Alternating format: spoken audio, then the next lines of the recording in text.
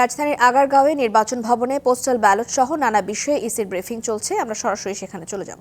যাতে যথাযথভাবে প্রতিপালিত হয় সেই জন্য আমরা সংশ্লিষ্ট সকল এমবাসিকে নির্দেশনা দিয়েছি।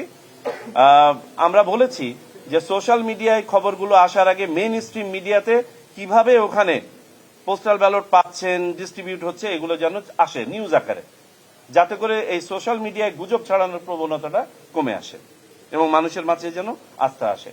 এই হচ্ছে বাস্তবতা। আমরা প্রথমবারের মতন এই এক্সারসাইজ করছি। আমরা এই সীমাবদ্ধতাগুলো জানি পোস্টাল ব্যালটের, আমাদের বাস্তবতা আমরা জানি, আমাদের ডিজিটাল লিটারেসির হার আমরা জানি, আমাদের কোন পরিবেশে আমাদের সহযোদ্ধারা বাস করেন, রেমিটেন্স যোদ্ধারা আমরা জানি। সব জেনেই আমরা এই উদ্যোগ নিয়েছি। 50-55 বছরের প্রত্যাশা যেটা আমরা বাস্তবায়ন করার একটা উদ্যোগ নিয়েছি। আমাদের হীন স্বার্থে, ব্যক্তি স্বার্থে যেন এটা ক্ষতিগ্রস্ত না হয়, এই অ্যাপিল সবার কাছে আমরা রাখছি।